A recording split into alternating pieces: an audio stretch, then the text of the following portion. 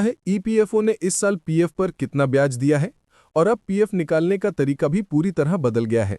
अगर आपने ये नया रूल नहीं जाना तो आपका पैसा फंस सकता है या ब्याज में नुकसान हो सकता है, इसलिए ये वीडियो आपके लिए बहुत जरूरी है। नमस्कार दोस्तों, मैं हूं ब्रिजेश और आप देख रहे हैं तेज फिनटेक। आज का वीडियो मेरे खुद के अनुभव पर आधारित है क्योंकि मैंने खुद कई सालों तक एक कंपनी में एचआर के रूप में काम किया है। मैं ईपीएफओ और ईएसआईसी दोनों से जुड़ा रहा हूं और रोजाना लगभग 3000 से ज्यादा कर्मचारियों के पीएफ और ईएसआईसी का पूरा काम संभालता था। मैंने पीएफ से जुड़ी हर प्रक्रिया को करीब से देखा है, चाहे वो पीएफ जमा करने की हो, ब्याज क्रेडिट की, केवाईसी की या फिर क्लेम की। इसलिए आज मैं आपको बताने वाला हूं ईपीएफओ के 2025 के नए अपडेट के बारे में, जिसमें ब्याज दर क्या है, पीएफ निकालने का नया तरीका क्या है और पीएफ के पैसों पर टैक्स कैसे बचा सकते हैं। ईपीएफओ यानी एम्प्लॉइज प्रोविडेंट फंड ऑर्गेनाइजेशन हमारे देश का सबसे बड़ा रिटायरमेंट फंड संगठन है। हर सैलरीड व्यक्ति की सैलरी से हर महीने 12% पीएफ कटता है और उतना ही योगदान आपकी कंपनी यानी आपके एम्प्लॉयर की तरफ से भी किया जाता है। यानी आपकी सैलरी का कुल 24% हिस्सा पीएफ खाते में जाता है।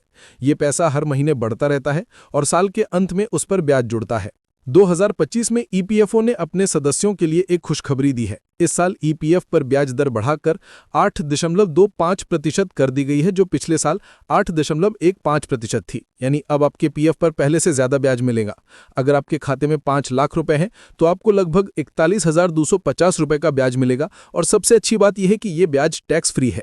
बहुत लोग मुझसे ये पूछते हैं कि मेरा पीएफ ब्याज अब तक क्रेडिट क्यों नहीं हुआ, तो इसका जवाब ये है कि ईपीएफओ ब्याज को हर वित्तीय वर्ष के अंत में जोड़ता है और कुछ समय बाद उसे खातों में ट्रांसफर करता है। कई बार मार्च या अप्रैल तक ब्याज दिखता है। तो अगर अभी आपके पासबुक में ब्याज नहीं दिख रहा है तो परेशान होने की जरूरत नहीं है, कुछ समय बाद ये अपने आप जुड़ जाएगा।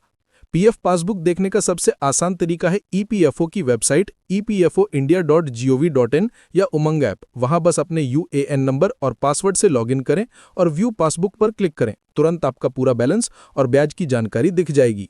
अब बात करते हैं पीएफ निकालने के नए तरीके की, जो 2025 में पूरी तरह बदल गया है। पहले पीएफ निकालने के लिए फॉर्म भरना, ऑफिस जाना और हफ्तों तक इंतजार करना पड़ता था, लेकिन अब यह पूरी प्रक्रिया डिजिटल हो गई है। अब आप घर बैठे ही पीएफ निकाल सकते हैं। सबसे पहले ईपीएफओ की वेबसाइट या उमंग ऐप खोलें, फिर अपने यूएएन नंबर और पासवर्ड से लॉगिन करें। ऑनलाइन सर्विसेज में जाएं और क्लेम फॉर्म 311910C पर क्लिक करें। वहां आपको अपने बैंक अकाउंट, पैन और आधार को वेरीफाई करना होगा। फिर विड्रॉल का कारण चुनना होगा, जैसे मेडिकल इमरजेंसी, शादी, घर खरीदना या रिटायरमेंट। इसके बाद सबमिट करें और 7 से 10 दिन के अंदर पैसा सीधे आपके बैंक खाते में आ जाएगा। लेकिन एक बहुत जरूरी बात, पीएफ निकालने से पहले आपका केवाईसी पूरा होना चाहिए। अगर आपका आधार, पैन या बैंक अकाउंट मिसमैच हुआ तो आपका क्लेम अटक सकता है। एचआर के तौर पर मैंने कई बार देखा है कि छोटे छोटे मिसमैच की वजह से लोगों का पीएफ महीनों तक रुका रहता है। इसलिए पीएफ निकालने से पहले केवाईसी और बैंक डिटेल्स एक बार जरूर चेक करें। अब बात करते हैं टैक्स की। पीएफ को जल्दी निकालना कई बार नुकसानदायक साबित होता है। अगर आपने 5 साल से कम समय तक नौकरी की है और पीएफ निकालते हैं तो उस पर टैक्स देना पड़ता है, जबकि अगर आपने 5 साल या उससे ज्यादा समय तक पीएफ में योगदान किया है तो पूरा पैसा टैक्स फ्री होता है, प्रिंसिपल और ब्याज दोनों। 2025 में सरकार ने एक नया नियम जोड़ा है कि अगर कोई व्यक्ति साल में 2.5 लाख रुपए से ज्यादा पीएफ में जमा करता है तो उस पर मिलने वाला ब्याज टैक्सेबल होगा। ये नियम खास तौर पर प्राइवेट सेक्टर कर्मचारियों पर लागू है, तो इसलिए पीएफ में योगदान करते समय ध्यान रखें कि आप टैक्स लिमिट के अंदर रहें या फिर वीपीएफ का इस्तेमाल सोच समझ कर करें। अब एक अहम बात जो कई लोगों को नहीं पता, पीएफ सिर्फ सेविंग नहीं बल्कि बेहतरीन निवेश भी है। ईपीएफओ का ब्याज बाजार के उतार चढ़ाव से प्रभावित नहीं होता, यानी शेयर मार्केट गिरे या बढ़े, आपका पीएफ सुरक्षित रहता है। इसमें हर साल स्थिर रिटर्न और कंपाउंड इंटरेस्ट मिलता है, यानी ब्याज पर भी ब्याज। यही कारण है कि पीएफ लंबे समय में बहुत बड़ा कॉर्पस बना देता है। कुछ स्मार्ट टिप्स बताता हूं जो मैंने खुद कर्मचारियों को दिए हैं। पहला, पीएफ को निकालिए मत जब तक बहुत जरूरी ना हो। इसे जितना लंबा रखेंगे ब्याज उतना बढ़ेगा। दूसरा, अपनी सैलरी बढ़ने पर वीपीएफ में अतिरिक्त योगदान करें। इससे टैक्स में छूट भी मिलेगी और पीएफ का कॉर्पस तेजी से बढ़ेगा। तीसरा, अगर आप रिटायरमेंट के करीब हैं तो पीएफ का पैसा निकालने की बजाय उसे एनपीएस या किसी अच्छे पेंशन प्लान में इन्वेस्ट करें, ताकि आपको हर महीने स्थिर पेंशन मिल सके।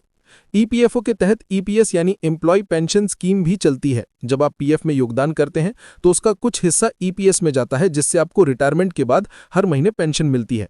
सरकार अब न्यूनतम पेंशन बढ़ाने पर विचार कर रही है, जिससे आने वाले सालों में लाभ और ज्यादा मिलेगा। अगर आप नौकरी बदलते हैं तो अब पीएफ ट्रांसफर करना भी बेहद आसान हो गया है। 2025 में ईपीएफओ ने पीएफ ट्रांसफर को भी पूरी तरह ऑनलाइन बना दिया है। अब आपको नया पीएफ खाता खोलने की जरूरत नहीं होती। बस अपने पुराने यूएएन को नए नियोक्ता के साथ लिंक करें और आपका सारा पुराना बैलेंस अपने आप ट्रांसफर हो जाएगा। इससे कर्मचारियों को बहुत राहत मिली है। अब एक सवाल जो मुझे अक्सर सुनने को मिलता है, क्या पीएफ से करोड़पति बना जा सकता है? बिल्कुल, अगर आप पीएफ को लंबी अवधि तक अनटच्ड छोड़ दें। मान लीजिए आप हर महीने 10,000 रुपए का पीएफ जमा कर रहे हैं और औसतन 8% ब्याज मिल रहा है, तो 25 साल में आपका कॉर्पस लगभग 95 लाख रुपए से ज्यादा होगा। यानी सिर्फ पीएफ से ही आप करोड़पति बन सकते हैं, बस पेशेंस रखना जरूरी है। तो दोस्तों, ये था ईपीएफओ 2025 का पूरा अपडेट। ब्याज दर, नया विड्रॉल तरीका, टैक्स के नियम और कुछ जरूरी टिप्स जो आपके काम आएंगे। अगर आपको ये जानकारी उपयोगी लगी हो तो वीडियो को लाइक जरूर करें और चैनल तेज फिनटेक को सब्सक्राइब करें ताकि आपको ऐसे ही आसान भाषा में फाइनेंस की सच्ची और काम की बातें मिलती रहें। नीचे कमेंट में बताइए कि आपका पीएफ ब्याज क्रेडिट हुआ या नहीं, और अगर आप चाहते हैं कि मैं अगला वीडियो बनाऊं वीपीएफ से 1 करोड़ कैसे बनाया जा सकता है, तो कमेंट में वीपीएफ 2025 जरूर लिखिए। मैं उस पर पूरा प्रैक्टिकल वीडियो लेकर आऊंगा।